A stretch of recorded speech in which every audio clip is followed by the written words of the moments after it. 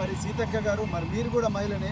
ఇంతమంది మహిళలు ఇక్కడ, ఇంతమంది అక్కలు చెల్లెలు పనులన్నీ వదిలిపెట్టుకొని ఇలా పిల్లలు ఇదిగో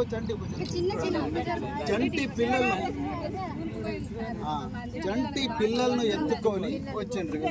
చంటి పిల్లల్ని ఎత్తుకొని వచ్చిండ్రు. మరి ఏంది వీళ్ళ పరిస్థితి ఆలోచించాలి కదా. ఇంత చిన్న సీతక్క గారు మీరు మహిళనే. మరి వీళ్ళ గోసమిక మీరు జిల్లా ఇన్ఛార్జ్ మంత్రి వరకు మొన్నటి వరకు ఉన్నారు. మరి మీ ప్రభుత్వం మిమ్మల్ని తీసి ఇంకో దగ్గరకు పంపించింది. ఇప్పుడు ఆయన జూపల్లి కృష్ణారావును పెట్టిండ్రు. మరి మీకు వీళ్ళ గోస అర్థమవుతున్నదా? ఇంతమంది మహిళలు పిల్లల్ని ఎత్తుకొని కూలి పని వదిలిపెట్టుకొని వచ్చిండ్రు. ఈ జిల్లా కలెక్టర్ రాడు, ఊరికి సబ్ కలెక్టర్ రారు, ఎంఆర్ఓ రాడు, ఎవరు రారు. పోలీసు వాళ్ళు అయితే రోడ్డు బాగాలేదు రారు. ఇప్పుడు మేము రోడ్డు మీదకి వచ్చి మేము ధర్నా చేస్తామంటేనే 30 మంది పోలీసు వాళ్ళు వచ్చి మిమ్మల్ని అరెస్ట్ చేస్తామంటారు, కేసులు పెడతామంటారు. ఏమన్నంటే 30 పోలీస్ యాక్ట్ ఉందంటారు. ఇక మరి మేము చావాలన్నా? మరి ఊర్లో అందరూ వచ్చి విషం ఇచ్చి చంపుండ్రు అయిపోతుంది కదా అందరినీ.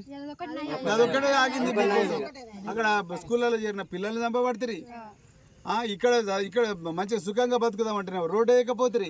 పోనీ మా గోసన్న చెప్పుకుందామని రోడ్డు మీదకి వస్తేనేమో 30 పోలీస్ యాక్ట్ ఉంది, మిమ్మల్ని అరెస్ట్ చేస్తామంటారు. చదువు లేదు. అంగన్వాడీ సెంటర్, ఈ ఊరికి అంగన్వాడీ సెంటర్ ఏమని 2 సంవత్సరాల నుంచి కొట్లాడుతున్నాం. అంగన్వాడీ సెంటర్